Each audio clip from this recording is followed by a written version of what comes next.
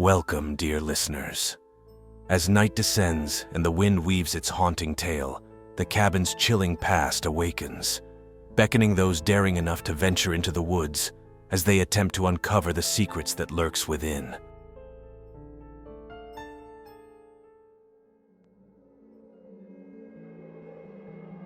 I walked down my driveway to the mailbox, flipping the small metal latch and pulling out a stack of mail, bills, some junk mail, and a magazine. Nothing out of the ordinary. As I thumbed through the pile while heading back to the house, one envelope caught my eye. It was a bit weathered with handwriting that was elegant but shaky. My name and address were written in blue ink, and in the top left corner, there was a return address I did recognize. Curious, I quickened my pace back to the house, closed the door behind me, and headed straight for the kitchen table.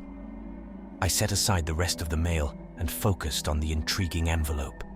The return address indicated it was from a law firm in a town about 2 hours away. I tore open the flap and pulled out a folded letter. As I unfolded it, I could hardly believe what it said. Dear Mr. John Whitman, we hope this letter finds you well. We are writing to inform you of a matter of significant importance concerning the last will and testament of your great-uncle, Mr. James Whitman. It seems that Mr. Whitman has named you as the sole beneficiary of a property he owned. The property in question is a cabin located in a remote area, specified as Parcel 51, Clayton County, North Carolina. Enclosed are directions and a map for your reference. According to the will, you are granted full ownership and rights to this cabin, effective immediately upon your receipt of this letter. We understand that you may not have been aware of your relationship with Mr. James Whitman, but the documents are clear in naming you as the inheritor. As his only surviving relative, the property now rightfully belongs to you. Should you have any questions or require additional information, please do not hesitate to contact us at your earliest convenience. It is advisable to visit the property to assess its condition and decide on future actions you may wish to take. Yours sincerely, Charles D. Turner, Senior Partner, Turner & Associates Law Firm. Enclosures, map and directions to the property. P.S. We recommend exercising caution if you decide to visit the cabin, as it is situated in a fairly remote and uncharted area. After finishing the letter, I unfolded the map that had come with it and spread it out on the kitchen table. It was a topographical map showing the contours of the land, roads, rivers, and forested areas. The colors were muted, mostly shades of green and brown. There was a red circle drawn around what I assumed was the location of the cabin. It was deep in the forest, far from the nearest marked road. I noticed some lines that probably indicated trails or smaller unmarked roads leading to the cabin, but they looked winding and complicated. I also noticed that the nearest town was quite a distance away. The cabin really was remote, just as the letter had said. I sat back and contemplated what I was getting into.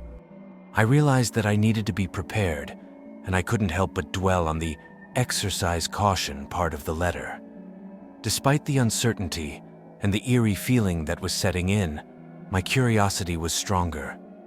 I wanted to see this mysterious inheritance for myself. I grabbed a notepad and started jotting down what I'd need for the trip, all while keeping an eye on that red circle on the map. I loaded my bags into the car, double-checking to make sure I had all the essentials: food, water, a first aid kit, a flashlight, and a camera. Feeling a mix of excitement and apprehension, I started the engine and pulled out of the driveway. The first part of the drive was pretty mundane, passing through familiar towns and along well-traveled highways. However, as I got closer to the location marked on the map, the scenery started to change. The road narrowed, and the buildings became fewer and farther between. Soon, I was driving on a winding road that cut through dense forest. The trees rose tall on either side, their leaves forming a canopy that filtered the sunlight into dappled patterns on the road.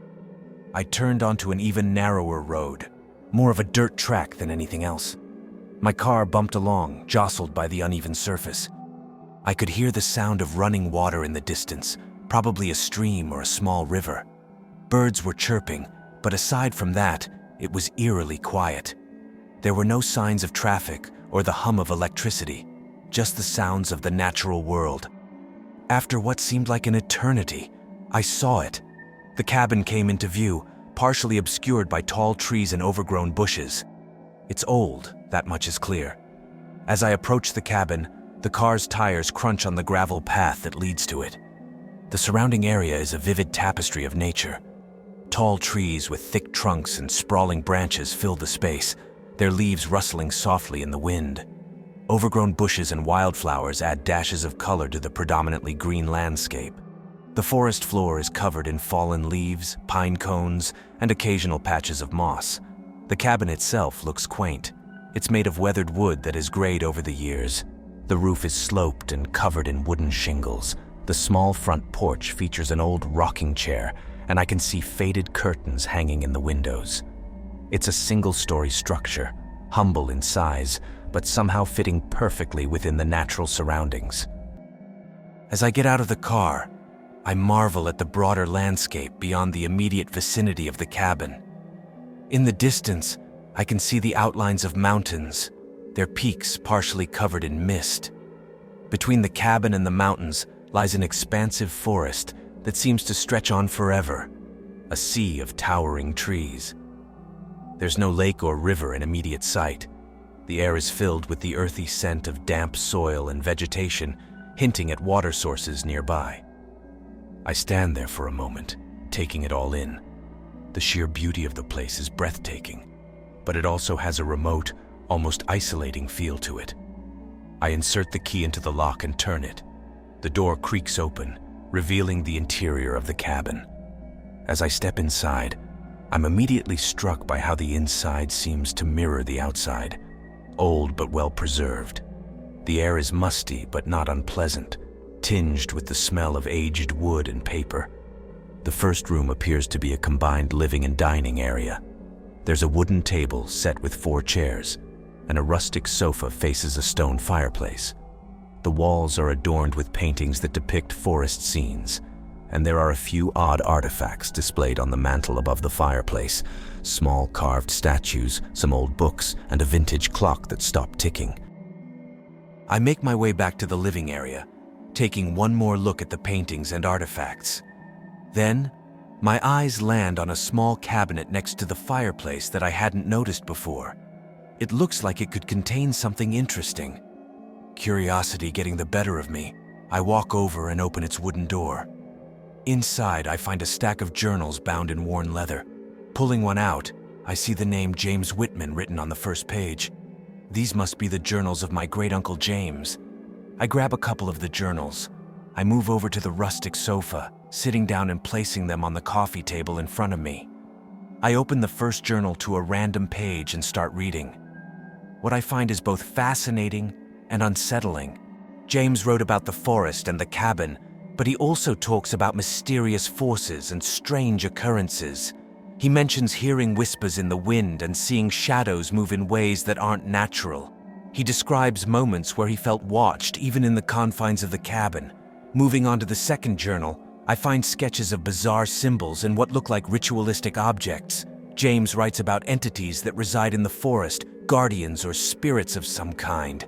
The words grow more frantic as the pages go on, almost as if he was in a hurry to document his experiences. I sit back, my mind racing. What was my great-uncle involved in, and why did he leave all of this to me? A sense of unease washes over me, replacing the initial fascination. These aren't just the ramblings of an old man. They feel like warnings. I look around the cabin, suddenly aware of its isolation. I remember the line in the letter advising caution. For the first time since arriving, I wonder if coming here alone was such a good idea. I close the journals and place them back on the table, my mind a whirlpool of thoughts. I glance out the window and notice that the sky is starting to darken, the sun setting and casting long shadows across the room. I realize I've lost track of time while reading the journals. It's time to get settled in for the night. I head to the kitchen and unpack some of the food I brought with me. After a simple meal of canned soup heated on the stove, I wash the dishes and lock up the cabin. I double-check the windows and doors, feeling a need for extra caution given what I've read in James's journals. Next, I go to the bedroom to prepare for sleep. The bed is old but seems comfortable enough. I unfold a set of sheets and a blanket from my bag and make the bed as best as I can. The room feels quiet, almost too quiet, but I try to shake off the unease that's been building since I read the journals. Finally, I switch off the lights and lie down, pulling the blanket up to my chin. Despite my racing thoughts, I feel the exhaustion of the day catch up with me.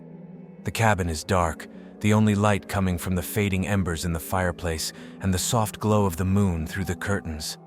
As I close my eyes, I can't help but think about the mysterious world that James wrote about.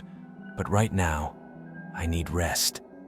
Whatever questions and uncertainties I have will have to wait until the morning. Within minutes, I drift into sleep, the sounds of the forest serving as a natural lullaby. I wake up early, my eyes blinking open as the first rays of the sun start to filter through the worn coatings of the cabin. The events of last night weigh on my mind. James's unsettling journals, the unexplained noises, that feeling of being watched. But instead of deterring me, these mysteries are fueling my curiosity. It's as if the forest is calling to me, begging to have its secrets unraveled. After getting dressed, I lace up my hiking boots and prepare a backpack, making sure to include essentials. A couple of bottles of water to stay hydrated, a map of the area to guide my explorations, and a flashlight just in case I stay out longer than planned. Slipping my camera around my neck, I step out of the cabin, locking the door behind me. The forest, awash in morning light, looks different during the day but no less intimidating. Birds are chirping, but their sounds are muffled, as if even they are cautious about breaking the forest's silence. With a map in hand, I venture further into the forest, my boots crunching on the mixture of soil and fallen leaves. I can't shake off the feeling that I'm not alone, that the forest is a living entity observing my every move. As I walk, I keep an eye on the map, ensuring I'm not straying too far from the cabin, and then I see them, the symbols. They're geometric. Angles and lines intersect in ways that seem both random and purposeful. I remember James's sketches in the journal. Eager to document what I find, I take out my camera. I adjust the focus and snap several pictures, capturing the symbols from various angles. I even take a few shots of the surrounding area. As I delve deeper into the forest, its atmosphere changes subtly. The air feels thicker, almost suffocating, and the ground beneath my feet seems less welcoming. It's as if I'm trespassing into a space where humans don't belong. Then I see it, a clearing up ahead where the sunlight barely filters through the dense canopy of leaves. As I step into the clearing, my eyes are immediately drawn to the scattered bones. They lie there in disarray. I look closer and realize they are animal bones, maybe from a deer or some other forest creature. But this isn't the aftermath of a predator's meal. The bones are arranged in a way that suggests intention. In the center, a skull rests on a flat stone, its hollow eye socket staring up at me. The arrangement gives off a sinister vibe, almost as if it's a ritualistic altar of sorts. The chills down my spine turn into a cascading shiver. My heart races, and the feeling of unease that's been growing since I discovered those strange symbols reaches a new peak. I stand there for a few moments, debating my next move. The rational part of me screams to get out, to leave this place and never look back. Another part, the part that's been reading James's journals, looking at his sketches and absorbing his warnings, wants to dig deeper. There are too many unanswered questions and too many bizarre occurrences that demand an explanation. Finally, I make my decision. As much as the sight in front of me urges caution, my desire for answers prevails. I carefully step out of the clearing, making sure not to disturb the bone arrangement any further. With a deep breath, I turn my back to it and start heading toward the cabin. My pace is quicker now, fueled by a mix of apprehension and urgency. I can't shake off the feeling that the forest is closing in, that its eyes are on me, but the need to understand what's going on here keeps me moving. As I approach the cabin, my emotions are a jumbled mess. I'm filled with both anticipation and dread, knowing that whatever answers I find might not be the ones I want. I unlock the door and step inside, feeling the weight of the cabin's atmosphere settle around me. As the sky darkens and night blankets the forest, the atmosphere inside the cabin changes. The walls seem to close in a little, and every creak of the wood makes me jump. It's not long before I start hearing noises that are distinctly different from the typical sounds of a forest at night. Instead of just crickets or the occasional hoot of an owl, I hear whispers that are too faint to be words, but too rhythmic to be random noise. There's rustling in the bushes, not the sort you'd attribute to small animals foraging. And then there's the occasional unmistakable snap of a twig breaking under weight. I try to rationalize it, to convince myself that it's just the wind or maybe some nocturnal animals, but deep down, I know it's neither. The sounds have a cadence, a pattern that's too deliberate to be natural. My hands tremble as I pull the curtains aside and look out the window, half expecting to see something or someone staring back at me. The night outside is pitch black, the trees mere silhouettes against the dark sky. Despite squinting and focusing, I can't make out any details, but that doesn't alleviate the sensation of being watched. In fact, it intensifies. It's as if the forest has suddenly come alive. I can almost feel eyes on me, unseen but definitely there, observing me from the blackness beyond the glass. My heart pounds in my chest as I let the curtain fall back into place. That feeling of being watched doesn't go away. Instead, it's as if it has seeped through the walls of the cabin, filling the space around me. I know I'm not alone, and the realization sends another chill down my spine. Picking up where I left off in James's journal, I become engrossed in his detailed accounts. The pages are filled with observations about the woods, the strange sounds, and his growing sense that the forest is alive in a way most people would never understand. Unseen entities, he writes, occupy these lands, older than the forest itself, older than human comprehension. He goes on to describe his attempts to communicate with these entities. James had spent nights sitting in the darkness, listening intently, and even trying to mimic the sounds he heard. He believed that the sounds weren't random, but a form of language, complex and nuanced. It's as if they are speaking, discussing, deliberating about matters unfathomable to us, he notes. I've tried recording the sounds, even played them back. The recordings capture the noise, but miss the essence. It's an experience that demands to be lived, not captured. James also delves into the phenomena he observed in the forest, the orbs of light floating between trees, the temperature fluctuations in certain areas, and the disturbing discovery of animal remains, much like what I had seen earlier. These entities are not malevolent, but operate on a different ethical plane, he writes. The animals, I suspect, are not victims but participants in a cycle that's beyond my grasp. Reading this, a shiver goes down my spine. It feels as if my great-uncle is narrating my own experience, albeit from a different time. He speaks of being watched. I am not a visitor, he concludes in one entry. I'm a part of this now, linked to the forest and its unseen inhabitants in a way that defies easy explanation. As I'm reading his journals, suddenly I hear it, a soft thud coming from the outside, followed by what sounds like footsteps on the porch. My eyes dart to the window, then to the door. The sounds are deliberate, too methodical to be an animal. My heart races as I carefully get up and move toward the door. I press my ear against it, listening intently. The footsteps seem to stop, replaced by a soft, indistinct murmur that sends shivers down my spine.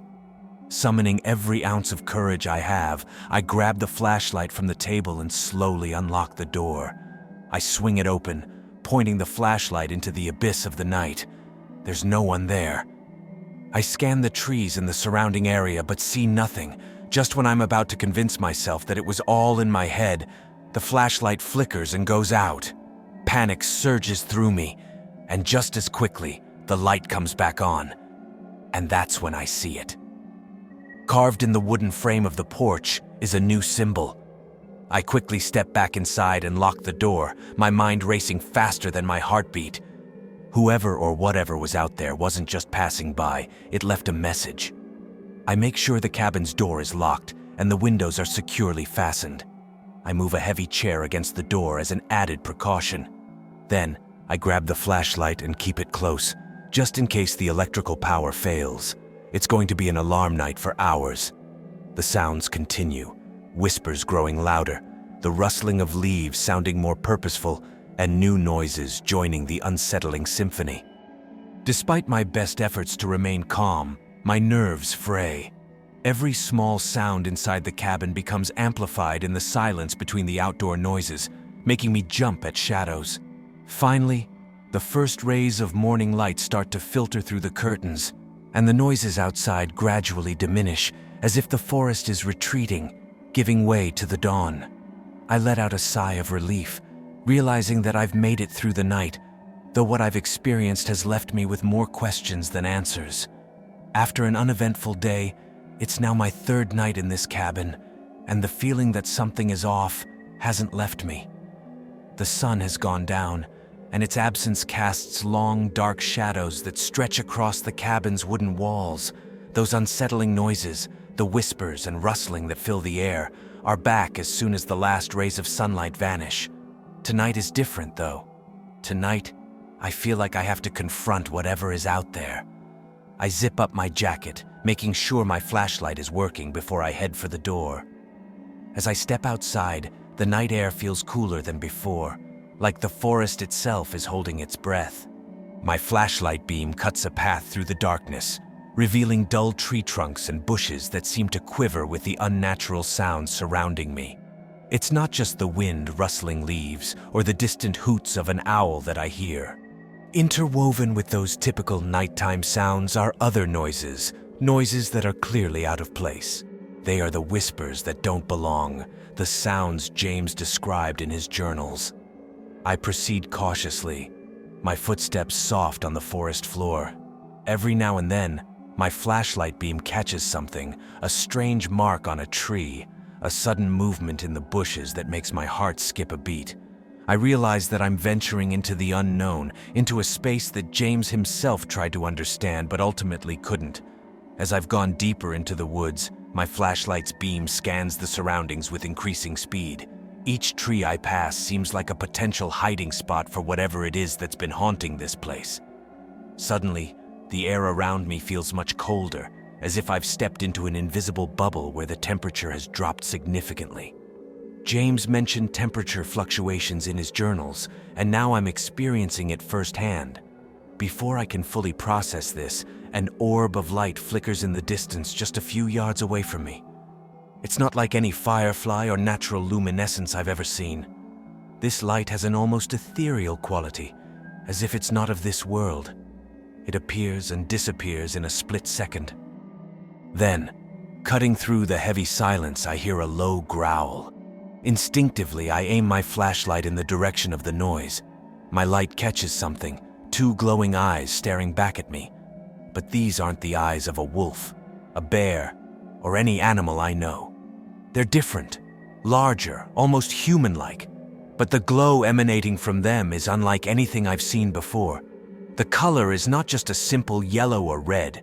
It's a swirling mixture of colors that defy description. The moment feels like an eternity. Fear courses through me, but so does understanding. This is what Henry tried to document, the unseen entities that he believed existed in these woods. In this instance, time feels irrelevant.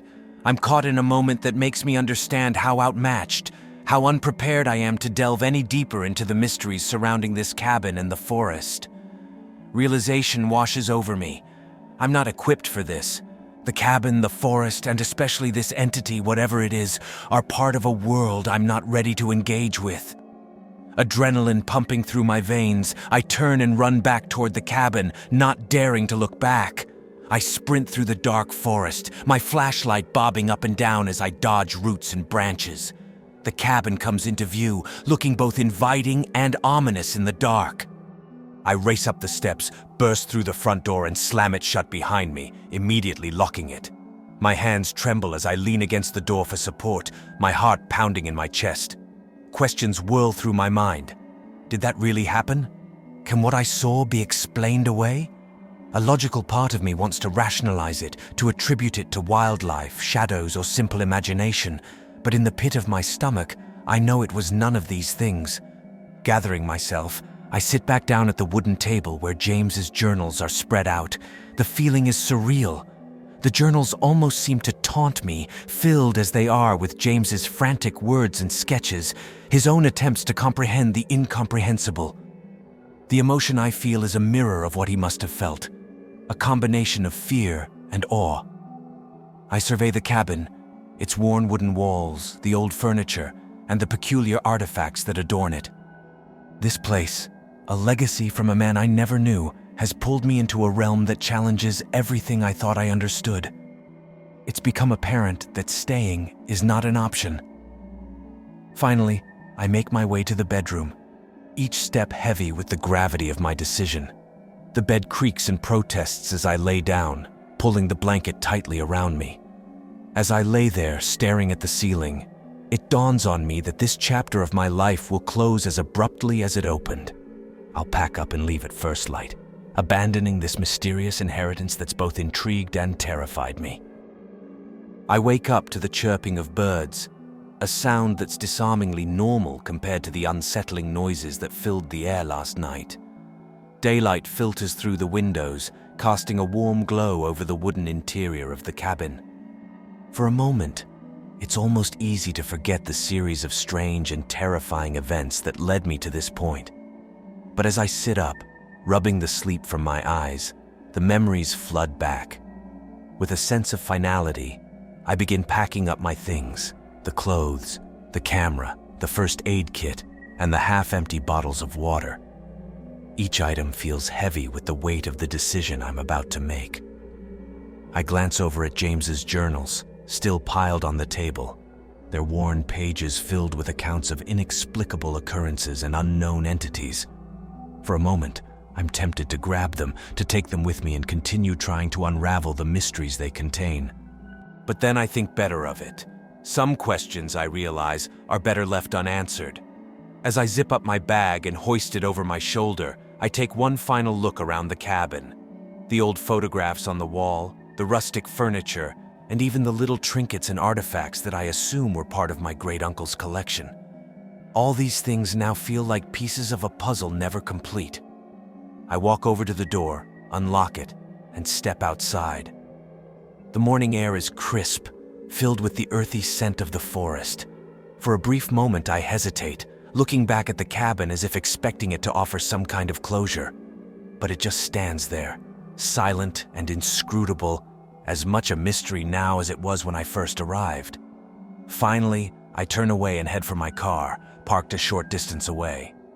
I toss my bag in the back seat and get into the driver's seat. As I start the engine, my hands tremble slightly, still shaken from last night's encounter. With a deep breath, I shift into drive and start down the winding road that leads away from the cabin. As the trees rush by, I catch a final glimpse of the cabin in my rearview mirror. It recedes into the distance, slowly fading from view, but I know it will never fade from my memory. A mix of emotions fills me as I drive away. Relief, certainly, but also a deep sense of regret. I may be leaving, but the questions, the mysteries, they're coming with me, tucked away in a corner of my mind where they'll probably reside forever. Though I didn't find any answers, I touched something beyond normal human experience. And while I still don't know what that entity was or why it exists, the experience has left an indelible mark on me. I may never understand this mysterious part of my family history, but maybe, just maybe, that's for the best. Some mysteries, I conclude, are better left unsolved. In the silence of the forest, the cabin's secrets persist, a chilling enigma that lingers for future souls to uncover its mysteries. Until we meet again, sleep well if you dare.